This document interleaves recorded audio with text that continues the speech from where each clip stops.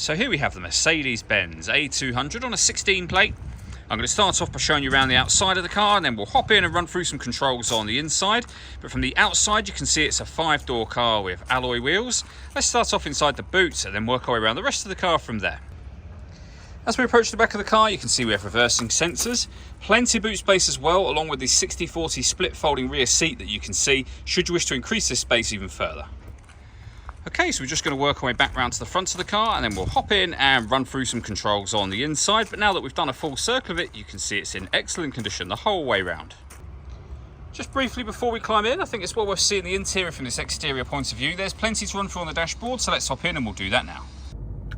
Okay, now that we're inside the car, we're going to start with the dials. On the left-hand side, we have the speedometer, and on the right-hand side, the rev counter and coolant temperature gauge. In the middle, you can see firstly the gear the car is in. It's an automatic, so we are in park at the moment.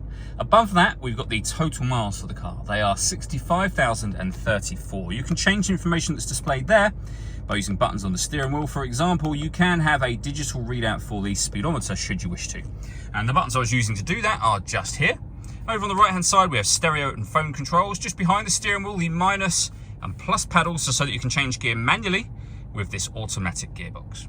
Over in the center, we then have the main screen for the car. So we're on the radio menu at the moment. You can see we have certain radio presets available to us. We can move around the screen.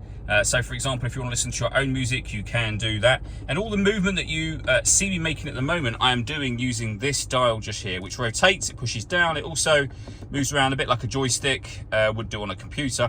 On top of that, you have the buttons just here. So you can access things like your radio, your media, so you can listen to your own music, you can pair your telephone, you can also access your satellite navigation, and you'll see that being displayed just here, and you can then view your map using the dial. Really nice clear color display. It's a very easy system to use. And if I pop the vehicle into reverse, you'll also see we have a full color reversing camera as well. Working our way down from that, we then have the main stereo. The buttons I went through just a moment ago. We have a CD player, the main volume for the stereo just in the middle here. We can answer and end phone calls once you paired your phone. Beneath that, we've got a heated driver's seat with 3 heat settings, and the same for the passenger side. We can change the driving setup of the car, so you can put it into sport, individual, eco, and all modes will show on here as you work your way through them. We have our hazard warning lights. We can turn off the stop and start. We can turn off the parking sensors, and then the heated seats that I mentioned a moment ago. Beneath that, we have dual zone climate control. So you can adjust the passenger temperature, the driver temperature. You can increase and decrease the fan speed. You can determine what direction you'd like the air to be distributed in. Once you're happy with those settings, that button turns your air conditioning on, and it's on when that light shows. Same button will turn it off. Or hit auto. The car will now maintain the temperatures you've asked for by taking full control of the fan speed for you. You can override that at any time you wish to by making any manual adjustment that you wish, and you can put it back on your own settings here as well. We have a 12-volt charging socket and some storage. Some more storage just here as well.